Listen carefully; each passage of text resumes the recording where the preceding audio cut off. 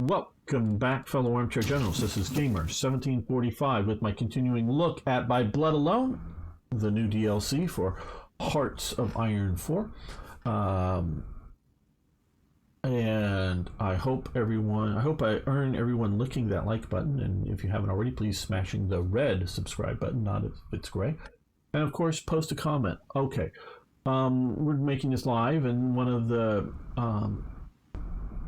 Italian pilots, if properly trained, would be as good as German pilots. Yes, Beam Slam.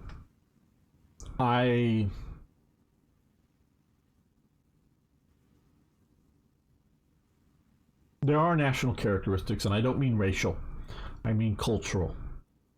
I am a culturalist. I don't, at least when you're talking large groups of people, I don't think genetics is the main differentiating between people. I believe it is culture. But, and yes, I do believe Italian pilots, if trained properly, whatever that means, because we see British trained pilots doing very poorly against the Japanese because they're trying to fly like you should fly against the German pilots and planes, because that's how they're trained. But whether it's the Brewster Buffaloes or P-40s early on in this part of the world, the British didn't do so well because they didn't sort of have Chenault teaching them and sort of figuring out how to fight against a combination of the Japanese tactics and Japanese aircraft that the British did very poorly. And these, I presume, are well trained in that they've had training hours. I don't know in all cases, but well trained pilots. They're just not trained to fight the enemy that they're fighting. So whatever it means, if properly trained, the Italians could have done rather well in some of their aircraft. But Italy has a leadership problem, and it is major.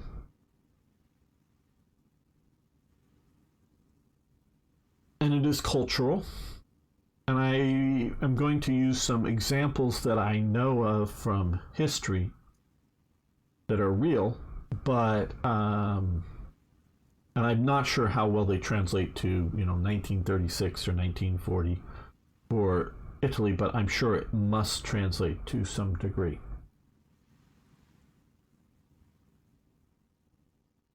Because I've read a lot on the sort of Napoleonic era wars some years ago. I mean, I got 2 bookcases full of books on it. Not bookshelves, but bookcases, so all sitting here. Plus there's a bunch of stuff I read that I just, in those olden days, had to get at a library and couldn't afford to buy copies not available, or couldn't afford to buy because I don't have unlimited amounts of money, but I could read a lot.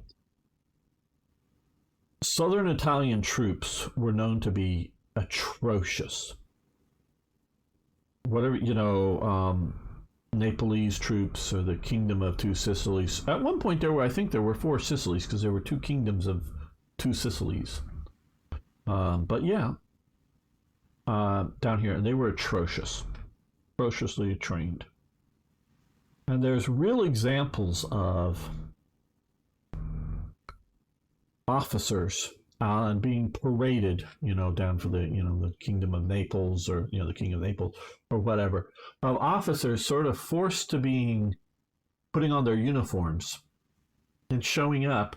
And although they could recognize what regiment that they were belonging to because of colors of uniforms, they literally could not identify what company they belonged to by looking at it. They did not recognize the soldiers or the NCOs because they may have never, or maybe have only seen it literally once or twice in their lifetime, seen these troops that they were supposedly the officers of. Now we're talking like 1800 or 1805 or years like that, or 1895 or whatever. And it's that horrendously bad leadership.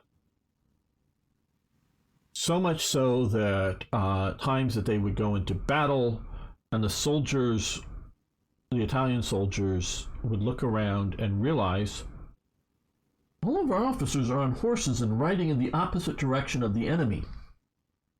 literally, these events have been recorded as happening, and I'm not going to try to name battles because I don't remember well enough. And so, when your officers are running away from the enemy, before contact with the enemy is made, just sort of observing how many of them there are, and they've decided to leave, how likely are you going to stand and fight at that point? Now, I also know soldiers from these same areas within 5 years are fighting reasonably well in Spain.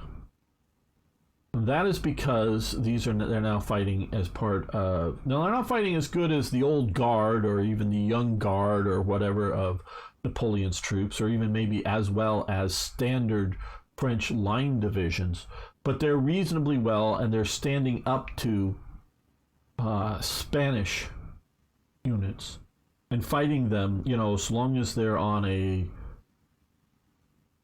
reasonable footing. They're not massively outnumbered or haven't had their flanks turned or whatever.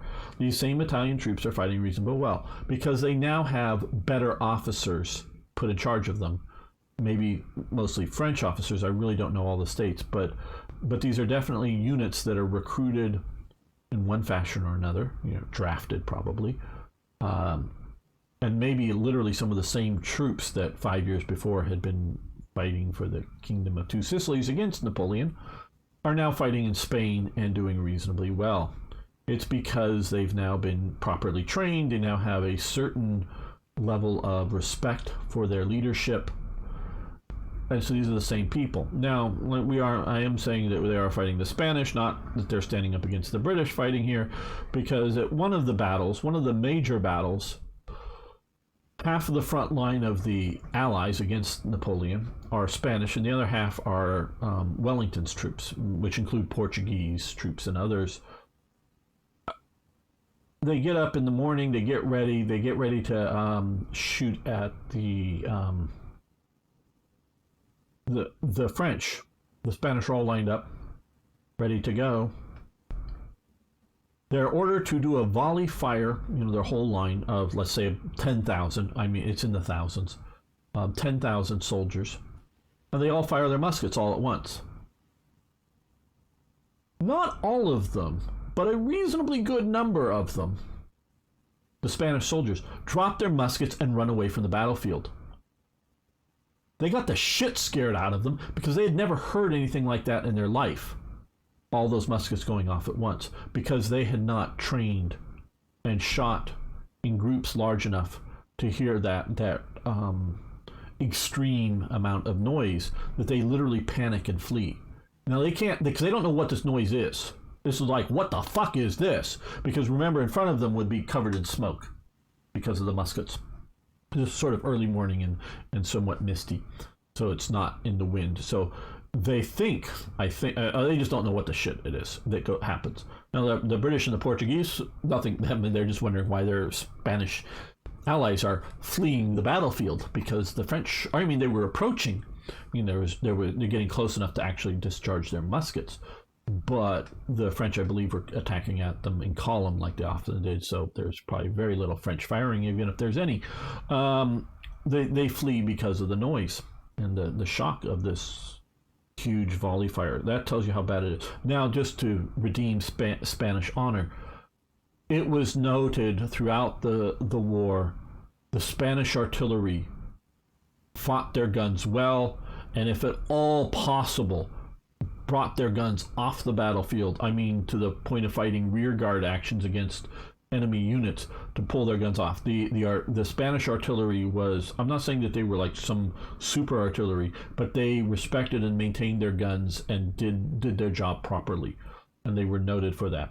So again, this looks down, and I'm sure there are cultural differences here. Now these are both Latin and both Bourbon kingdoms, Kingdom of Spain, the Kingdom of, the Bourbon Kingdom of Naples. It sort of changes into the Sicilies and whatnot over the years. So its leadership is the problem with the Italian and training. And it's also budget too.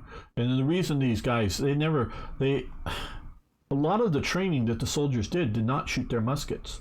The British were remarkable during peacetime to shoot approximately 20 or 30 rounds per year. That was what was budgeted, peacetime ammunition allowances for training. Most soldiers in most nations barely ever fired their guns during peacetime.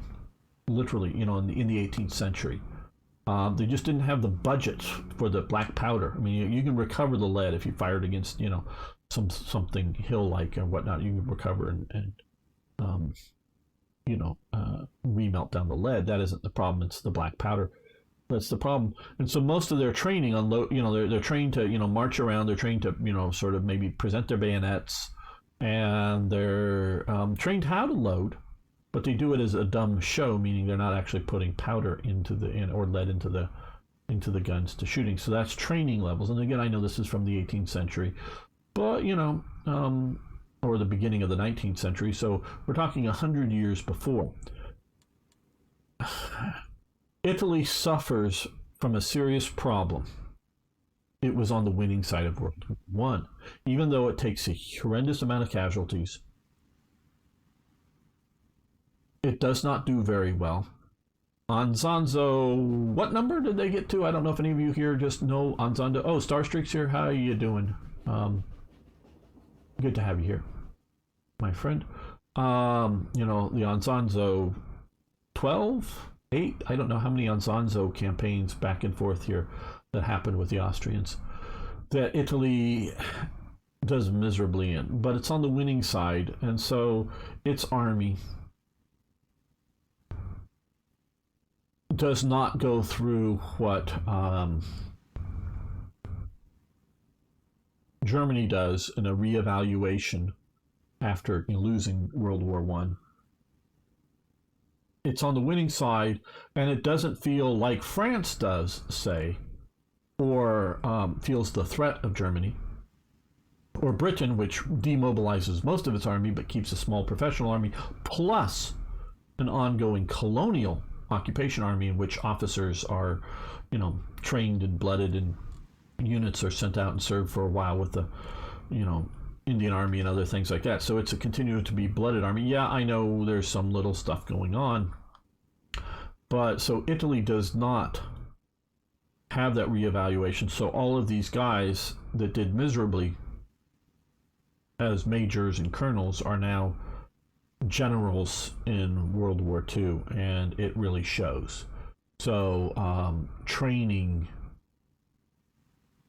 is a large reason why the Italians do so bad in World War II. It is also, I don't think there is a national consensus. As far as I can tell, there is not a national consensus of winning an empire. Oh, sure, they don't object to it. And the fourth shore, that's what this is called down here, is the fourth shore. I don't know if we see any, if it's called that in any of the national focuses, but this was called the fourth shore. The first three shores, east, west, and sort of south or whatever, they're the three shores up here in Italy. This is the fourth shore. And there's definitely, it starts before Mussolini's in power, but it's put, accelerated once Mussolini's in power, that they're establishing a lot of little ideal sort of cities or city centers in which they're bringing down Italians to, colonize the fourth shore. They're really trying to colonize this here. And not that a lot of Italians are objecting to this, and I'm sure that there's, all kinds of different political thoughts within Italy, but we're talking, national movement. But there isn't like a movement that is a national consensus for an Italian empire. And there's definitely not, because most all of these guys are royalists. They all serve the king. They are not Mussolini's puppets. There are some that are army officers that get fully behind the fascists. There are also fascist officers too, for the black shirts. But this is it's to the end, to the switching, becoming co-belligerents against Germany. Not quite given allied status, but co-belligerent status. It is a royalist army, and which is part of its faults going on, where you could have had an idealistic fascist army that may or may not have been well trained. It may have been ideologically coherent, but and of course they, as time goes on, they try to add more fascist battalions to regular army divisions to try to, somehow ideologically improve them. Plus, a lot of these fascists, black shirts, have not been previously drafted because they're, fascist black shirts and part of the regime. Now they're sort of mobilizing them to put the manpower to work going on. So you have a lot of that. Hey, Exergen, my friend, I am doing well. I hope you're doing well. Fancy playing a game tonight? Well, I don't know if we're going to play a game tonight, but sometimes I do. Sometimes I do want to play with you. We can figure something out. So yeah, and so the Italians. There isn't a national consensus to die for Mussolini or die for fascism. There isn't a national consensus to try to go through huge amounts of hardships to create an empire. So when it comes down to it,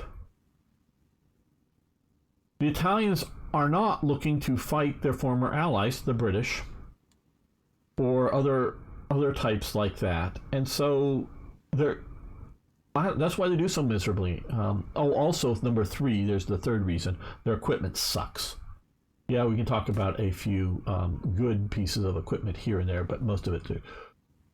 Piedmont troops were general on par with the French. Their light troops valued. Italy was split. Several kingdoms. Oh, absolutely. Between Austrian units Austrian occupied units that were created. Oh, absolutely. There's a whole. And I was using the Neapolitans partially because from what I've read, the British trying to, including Nelson, trying to bolster up local allies against the Napoleons, and that's sort of what's going on. Well, Exergent, it would be best if you hang out on our Discord server more often to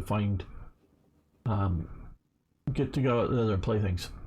Mentally, Italy was still divided north and south. Well, I would still say mentally, Italy is still divided between north and south, and its various issues, and they're cultural. Again, everyone, I am very much individuals are individuals.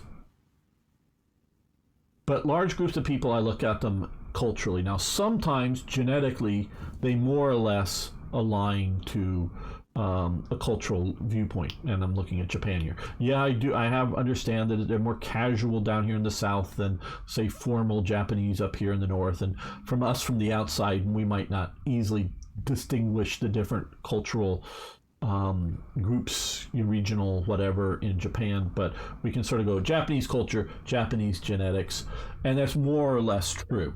Not entirely, but it's more or less true.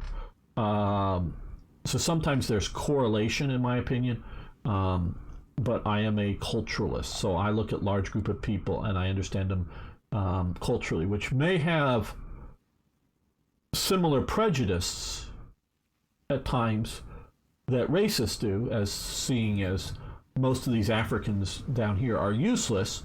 I just say it's because they're uneducated. They're culturally their culture is not an industrious culture. So you look at the Igbos here in Biafra, they're actually rather industrious people. And just down in this part of Ethiopia, where up here they're sort of more, although black, they're more Arab influenced, and over here they're not. So yeah, sort of like the Igbos are sort of industrious type people, meaning a lot of Africans will, I've worked enough, I'm going to get food for the day, and I have a place to live, and I have whatever, so I don't need to work anymore. Where the Igbo wants to better their station.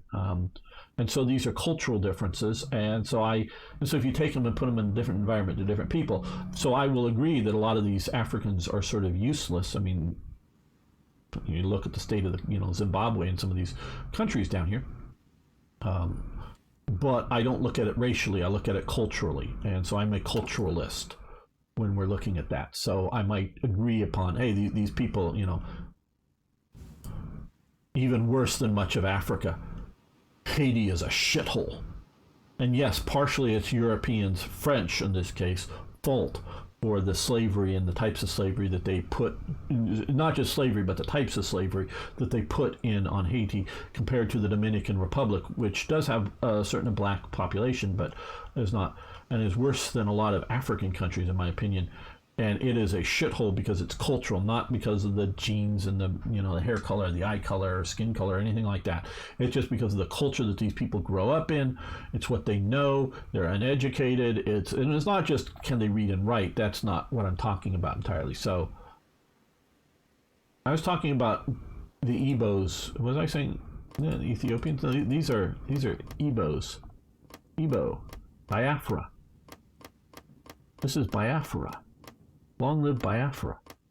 Yes, I know they were conquered after a while by the rest of Ethiopia, but yes, long live Biafra. I'm a Biafran, pro-Biafran person. Look it up.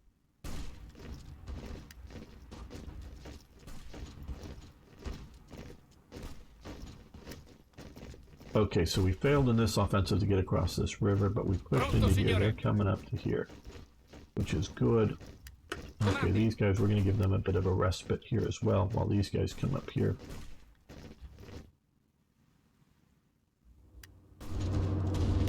You joined that attack again.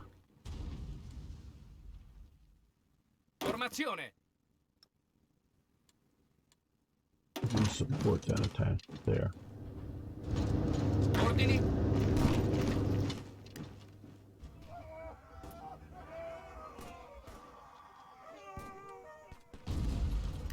Yes. I don't know if I ever made a good tutorial on this, but the green bar is organization levels. The brown bar is current strength of primarily equipment. I don't know how much that represents human, casualties, but we can look at it's below strength. So it has only 610 out of 850 infantry equipment. Artillery has only 5 out of 12. Support equipment, it has only 7 out of 30. So combat losses, attrition losses from terrain, all that are affecting units, as well as the ability to get resupplied into these red zones. So that is what it. Biafra is in Nigeria, yes. Are pretty unpopular there after the war. Yeah, I know, but they're still some of the better plastic gangsters, some of the better people as far as I understand. I've not been there, but I'm going on various reports, including relatively modern ones. Oh, well, I meant to say Biafra. And Biafra down here. This is Biafra. I count this as occupied Biafra. I was saying Ethiopia, I'm sorry. The Igbos are the people. That's how I understand you're supposed to pronounce it, but I understand the G is sort of silent, but I may be wrong on that.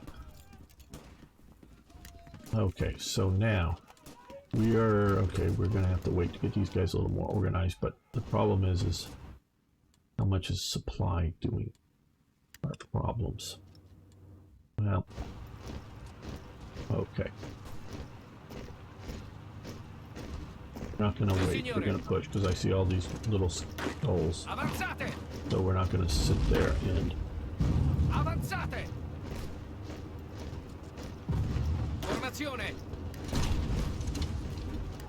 Pronto all'azione! Avanzate! Armor up. Attento! Armoring. Okay, good. We've got that. Si, signore! These guys are going to attack there with these guys in support now. And we can come up here. We're going to do this. We might as well do this early, so we're going to do this. I don't know for sure on Italy. I'm presuming it's a developed enough nation that we should do this.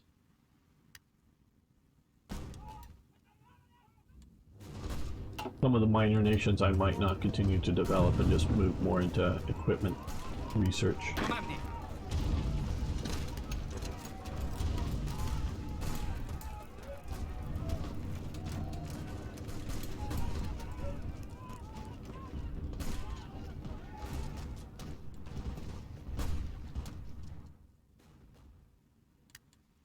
Now, our aircraft, unfortunately, this is what I don't like about this game is... Yeah. Too hard to build the airfields and whatnot. I hate the state mechanics. Rather than popular, they spread into positions of authority and responsibility over Nigeria. Their per capita wealth is higher than any other tribal group in Nigeria because they are ambitious and driven. Absolutely plastic gangster. And again, like I say, I don't think it's because of their genes. I know there's people that believe that, and I know the left would love to, you know, when I talk about shitholes like these countries, I may have the same negative opinion, like I say, that racists might, but I don't. I think it's because of their genes, or not because of their genes, but because of their culture. And so,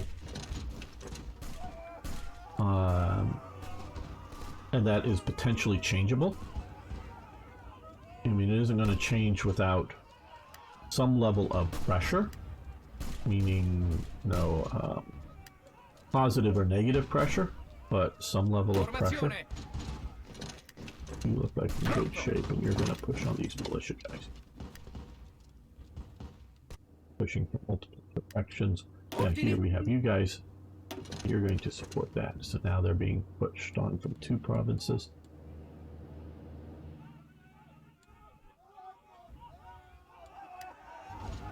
Okay, guys, yeah, you're collapsing a bit. Okay, you've got a little more. Keep pushing, keep pushing. Formazione.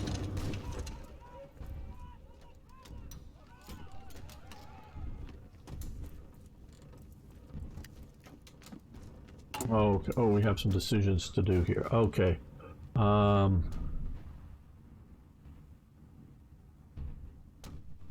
We're not going to abandon the naval treaty just yet. Okay, and we're not going to...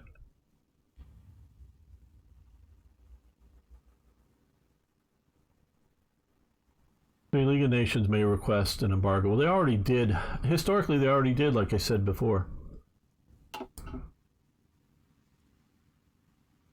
Yeah, exactly, Plastic Gangster. It's a culture based with an achievement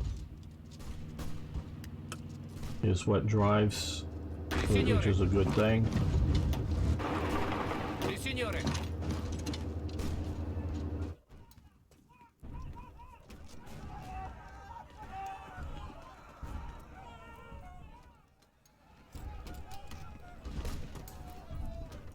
That is why I am a culturalist.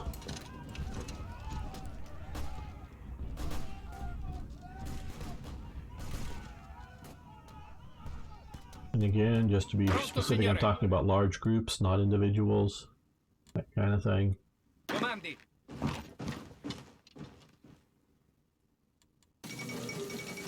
Second Lindy, okay.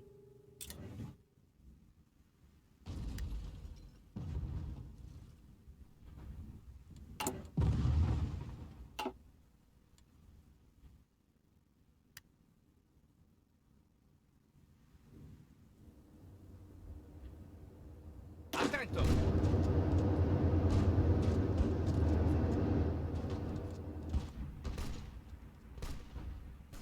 And I think most all of my problems here are based on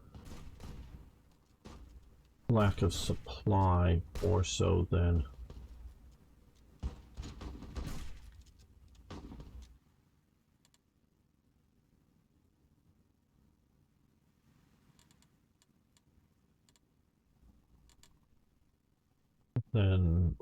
lack of military capabilities. Pronto. But honestly, I'm not sure what to do about it.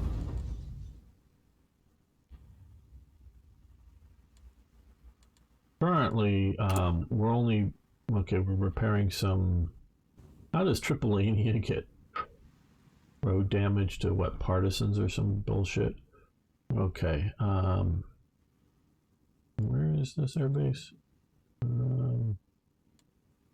Okay, well...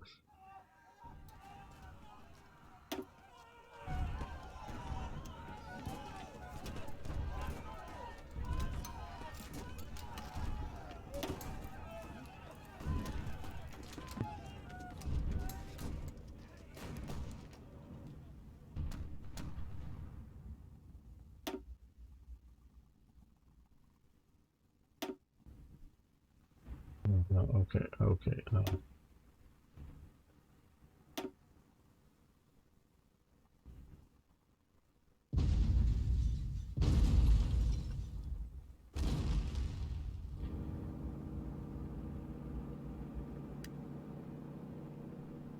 Let's see about building the railway.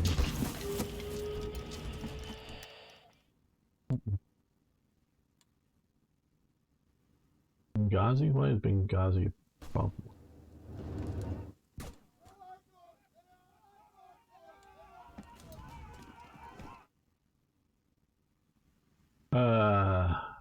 Certainly pays to put an airbase in Ethiopia after capture. Yes, I would like to do that.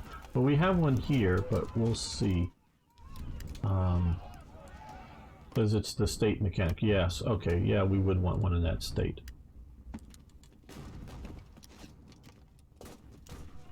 Okay, we can now modify some government, properly speaking here. Why can't we, these are all like great. Oh, I'm just not looking in the right area. That makes civilian infantry, civilian factory, railway, refinery.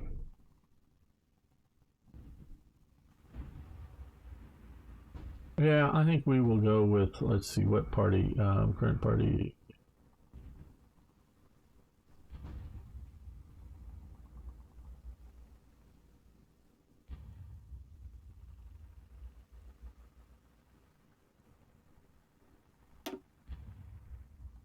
Okay, what? Fascist, I guess it, well, whatever. So, pay for that. Success in Southeast Ethiopia. We've pushed the enemy back, gain base stability, gain war support, army experience, good. Okay, solid progress. So now, okay, so that's basically happened like an event here, solid progress. We could do information zoning military, 7 days, solid progress, what, okay, operative slots, +1. Okay, well, don't know for the moment. We are still going, we're going to continue down, sell it. And get this completed here. Yeah, oh, silent workhouse, yes, absolutely does, and that might have been the better starting point to build up more political power early on. But part of it here is a desire to build up civilian industry while we can. Avanzate! Pronto, signore. Ordini? Finally got, we're in Gaba. These guys are still pushing there. Forza, forza! We're supporting there. Pronto Let's all'azione. support you. Sì, signore. Push on them in the rear.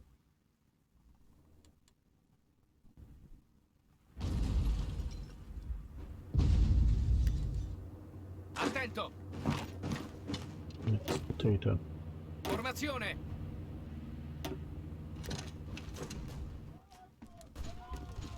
Formazione.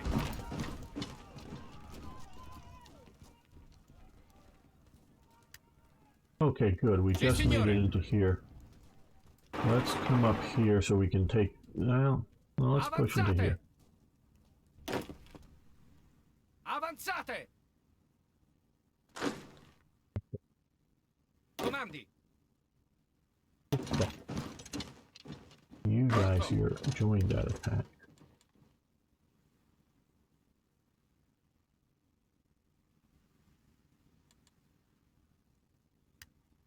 Okay, so now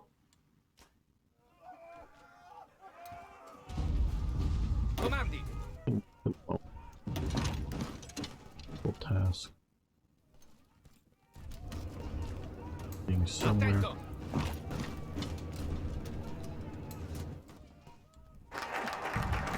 Okay, steel industry, which gives me 2 more civilian factories.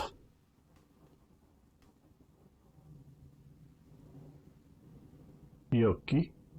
Make decent modern ammunition. Got a lot of Fiocchi.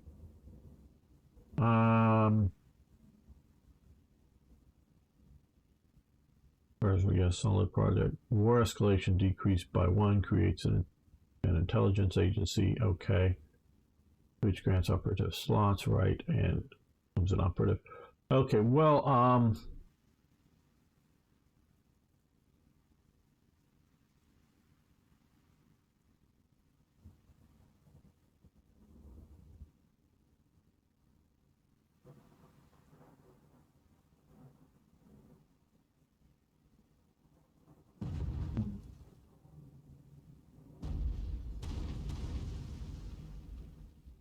Army primacy, 2 more military factories, 1 land doctrine.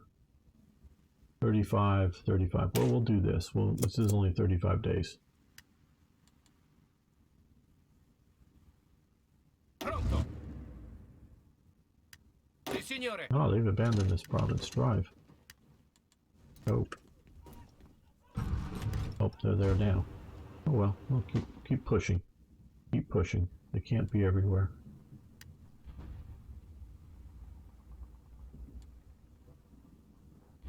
How is our production doing? Okay, so we got rifles, so we're doing 18 rifles a day, 3 support equipment a week, 4 light tanks a week, 1.5 truck a day, 4 close supports in a month, 1 fighter a week, or 1 close support in a week, almost 4 fighters a month. I think these numbers are, if they were only, I mean, how much do I rant about this? 1 artillery, towed artillery a day, that's actually pretty good. Okay. Well, okay, some of you guys are crapped out on your attack. You join the attack, and Pronto, signore. which one of you guys joins the attack there? We want to keep that attack going. We don't want to have them have a break. We'll let a few other units get organized back up. Now, construction. Okay, so we've completed railways to there.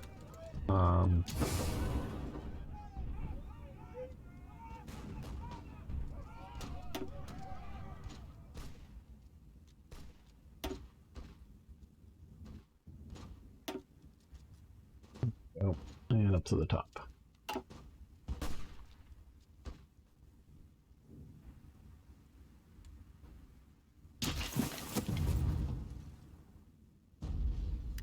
Good, I like that. I like that we have railways in the game. That's what I'm talking about, as much as anything else here. Basic machine tools. Something that I think Italy should have had at the start, but whatever. Okay, I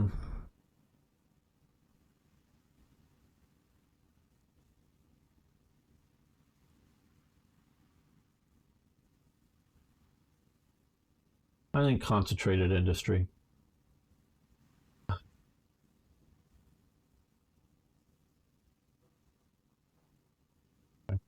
15%. Yeah, I think with Italy, that's probably the best.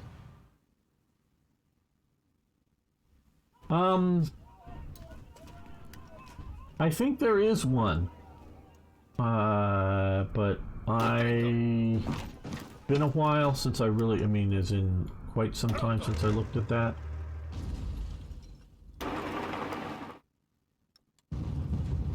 I think there is one. I don't know it in its current state. I don't know what it is.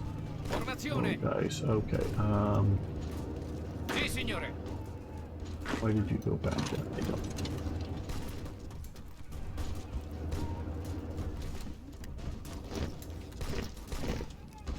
Pronto. Division. Sì, signore.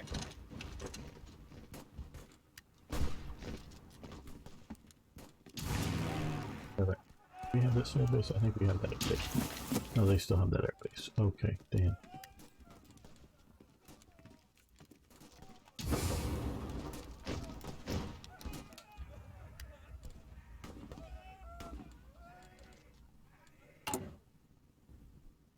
These are building pretty fast, so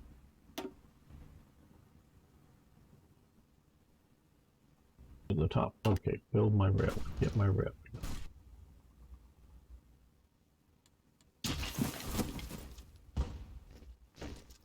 In fact, I actually think HOI IV does better as a World War I simulator than a World War II simulator. Pronto, signore. Notice these units are getting their organization back much faster because they're in good supply. But I'm hoping here, getting this railway built will get us better supply coming in.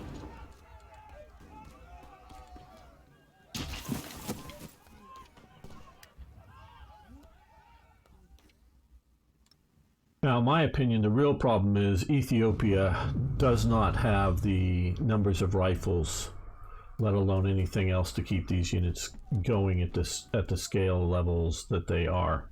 Attento.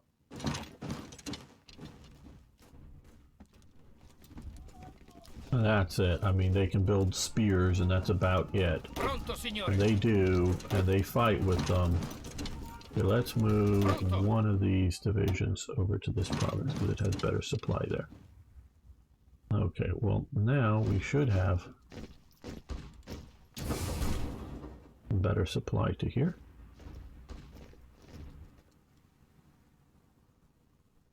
And let's... Pronto all'azione.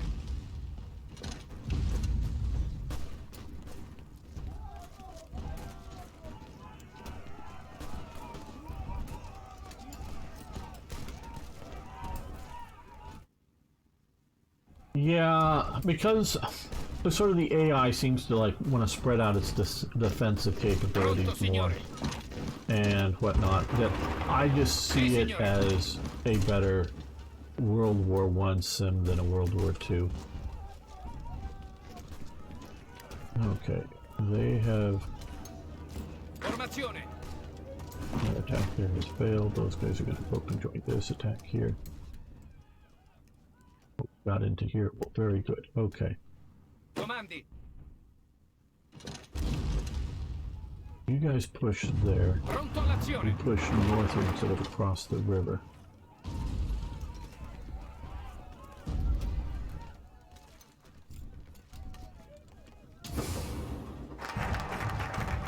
Okay, army primacy, good.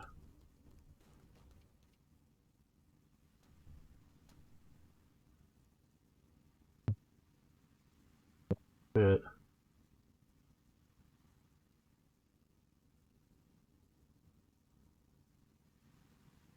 Billion factory 70 days, 35 days. 35 days, I'd rather get some more military production going.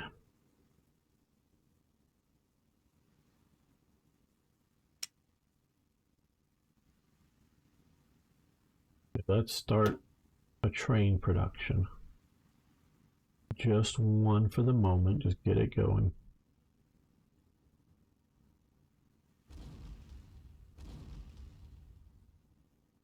Let's do some support equipment and try to increase capability.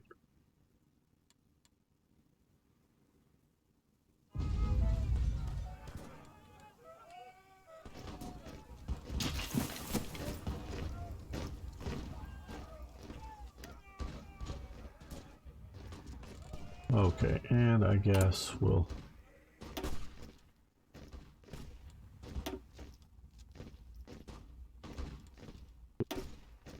done.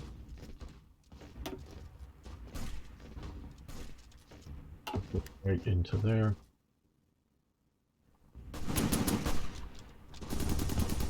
Ordini. Comandi.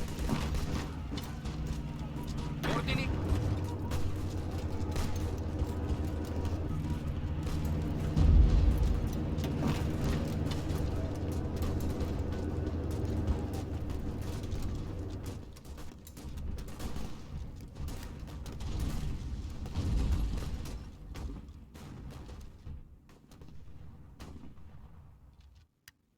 also, one thing my understanding is, on the air war mentioning it, my understanding you no longer teleport. I have not played enough to know, but you no longer, like, where before, if you were going to bomb, say, Berlin from England, you didn't have to fly through the intermediate zones, but now you do, is my understanding. I have not played enough to really see and know how that works, but that's my understanding. You have to actually fly to your target through potentially enemy air zones, which is, I think, a great improvement if that's what is going on here. Okay, let's come over to here instead, and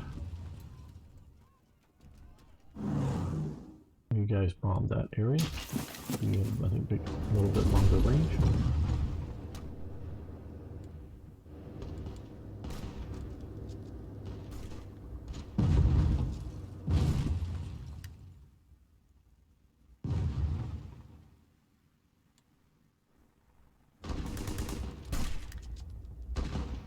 Just got to keep up these attacks. Can't let.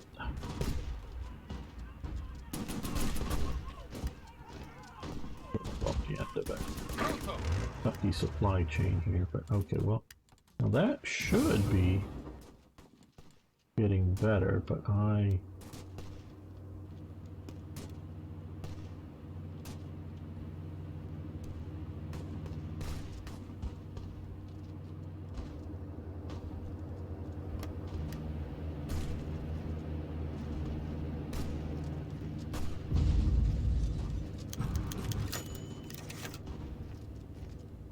okay, do say now swift end of the war, Abyssinia.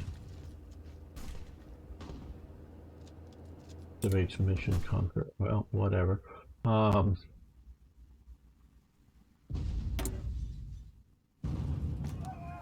Let's build a supply hub here.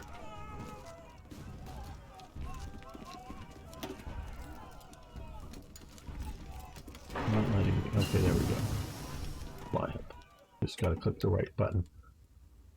Okay, that may help things.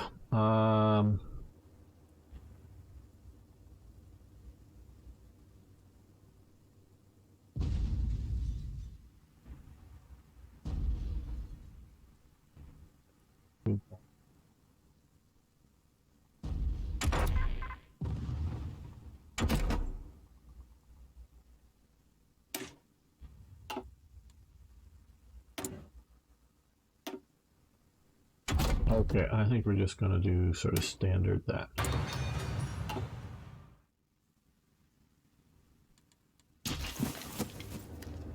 Comandi. Pronto.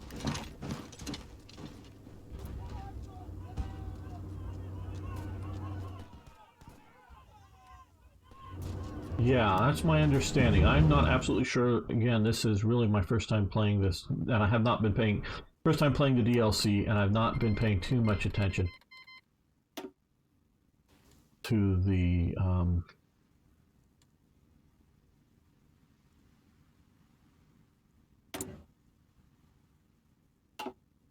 to the dev diaries or whatnot, so I'm... Okay, so now we're not built it yet. How long does it take to build the supply hub? Okay, well, okay, 2% completed, so August. Okay, so we should have been building some of the railway earlier. Learn from my mistakes, everyone. Learn from my mistakes. Okay, you're attacking there. Partially just keep these guys from coming and reinforcing other places. Not that I'm thinking of that. Oh, no, there you get out of this. Pronto. Comandi. Guys are going to push back, so Pronto, signore.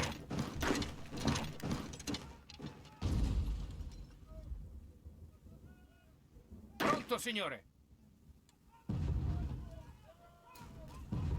now I will say here's another objection I have to this game. Why the fuck did Mussolini just come up and tell me to get my ass moving and taking this thing? When my understanding is this game is we're playing as Mussolini. This was the whole design concept behind HOI IV, was that you're playing as Churchill, Mussolini, Hitler. You're supposed to draw battle plans, and then you have your generals do them. Just sort of do them on their own. See how that happens. Now he's telling me what to do. But I was Mussolini. I don't. How are you designing your games, your simulations, your whatever you want to call them? Okay, Pioki. Sì, signore. You attack there to go with that. Okay,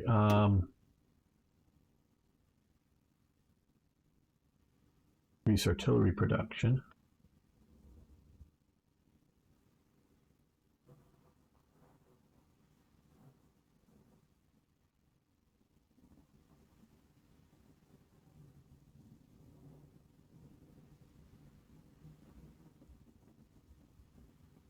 Fields, consumer goods, that's nice. Invest in Edison. Those look very, very nice, very, very tempting to me.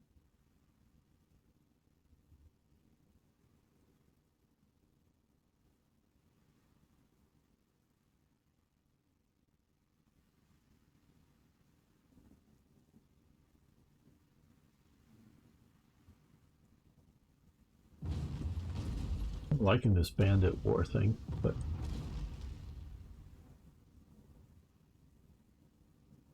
I think we want to get the dockyards going.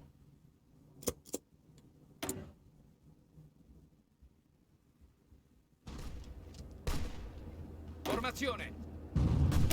Doing here is okay. Yeah, we need a lot more just small arms. Some of this is, I think, well, we can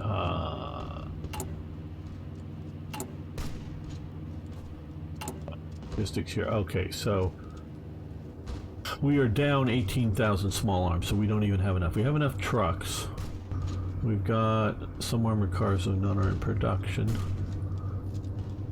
We got some trains now in production, which is good, coming eventually here. And support equipment, and of course artillery. So let's just get these next two to put to infantry equipment to make sure we have enough of that.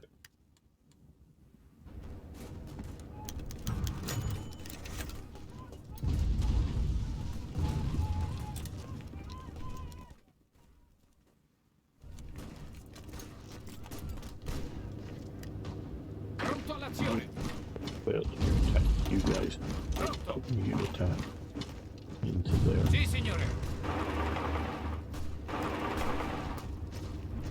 Pronto, signore.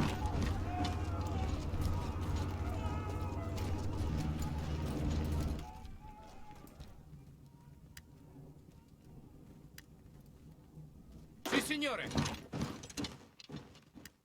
Well, they've even cut these guys off down here. Okay, well, Pronto, signore. you support that.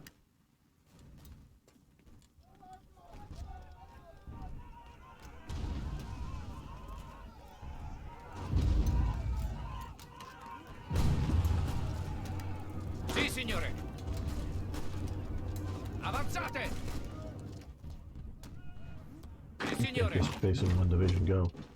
Go, go, go. Okay. Has the supply hub been built yet? No. How much longer? Oh, we've got quite a ways to go for a supply hub. Okay, well.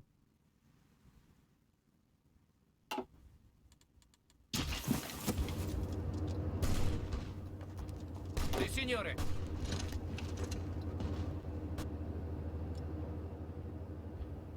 Pronto all'azione.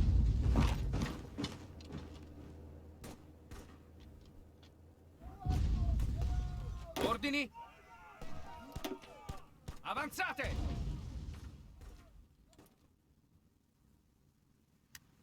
Ordini. Preparatevi.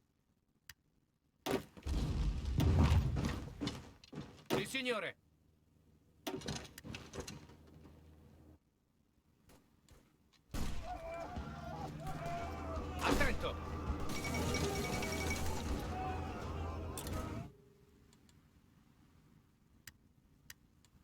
Okay, well, now probably is a time to go with something like a silent workhorse for more political power gain. Keep that pushing along. And I think we'll also end this episode here. Want to keep them sort of short. Thanks everyone for getting this far. Really do appreciate it. Please post your questions, comments, suggestions, tips below. I'm still learning about the new DLC. Love to hear from you. See you next time for more, more Hearts of Iron.